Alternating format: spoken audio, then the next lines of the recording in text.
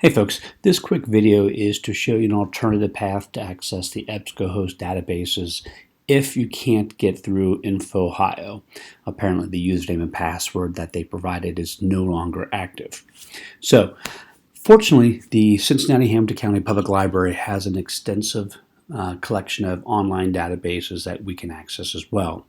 Only problem with their services is you do need to have a valid library card through the public library. So let me show you what you'll need to do to access their service.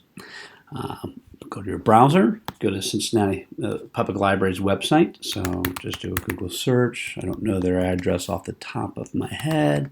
Cincinnati Public Library. Spell it correctly is always helpful. Go to their site.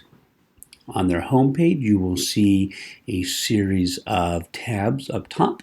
Choose Research and Homework, and then the Research Databases. Here you're going to see their database homepage, which has a whole array of different topics that you can choose from. Certainly, once we get into Performance Tasks 1 and 2, you would be able to select a specific collection of databases that would be more relevant to your particular topic. But for our particular assignment, we're going to be focusing on scholarly articles. So we'll choose that link. Now you'll notice it says if you're connecting from home, work, or school, you're going to need a valid library card and PIN number. Your PIN number should be the last 4 digits of your phone number. So that's the information you're going to need to access these databases from the library.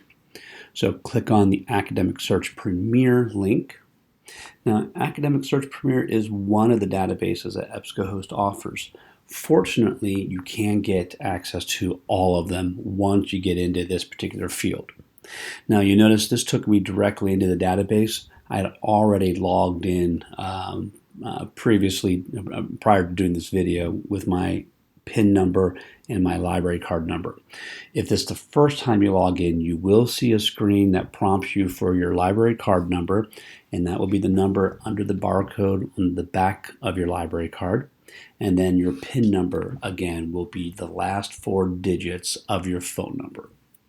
So once you log in with that information, you're going to see the same basic search screen that I showed you in class with InfoOhio.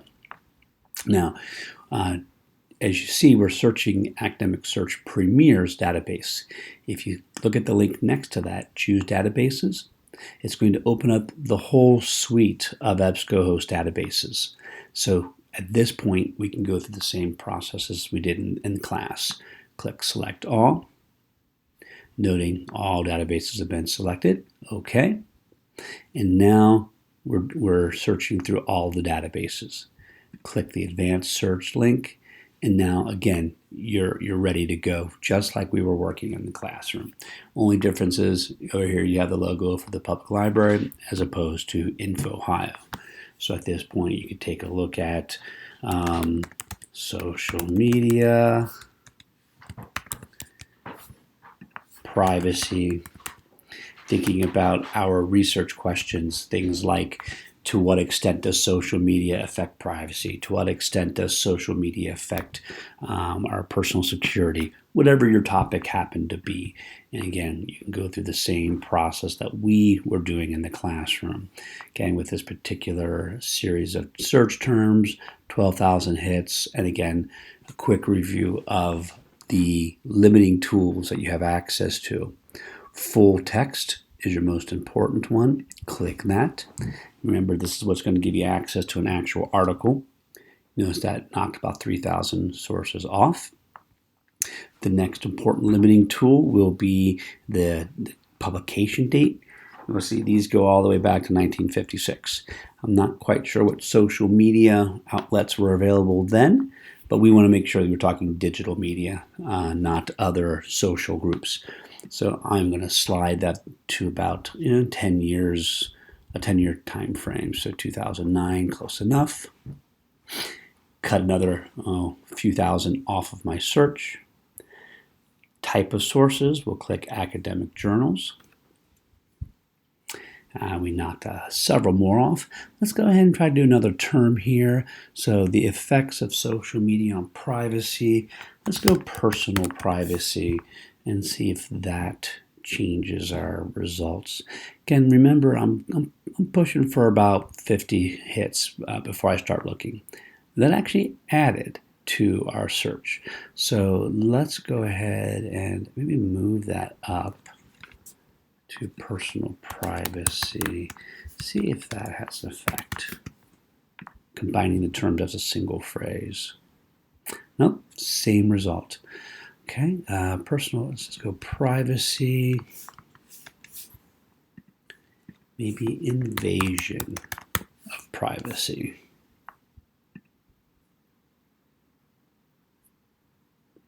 Down to 272.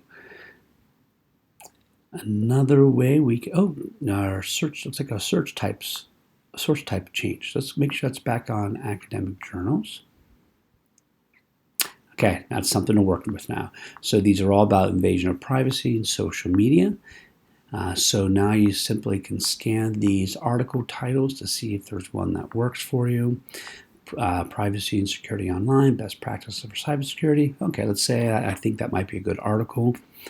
Again, we have your link to your PDF over here. We have your article information, the title, the author, the journal where it came from, publication date. Well, remember, APA doesn't care about a date other than the year, our volume and issue, and our page numbers, our abstract, and then our master file, Premier. That's the name of the database. Again, remember, one of the most important tools once you have found a good article is to click over on the email option, put your email address in, and then most importantly, change that citation format to APA. Go ahead and send it to yourself. Go to your email.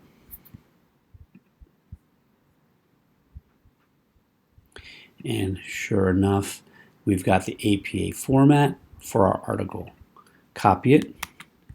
Go to your Google Doc or whatever word processor you're using.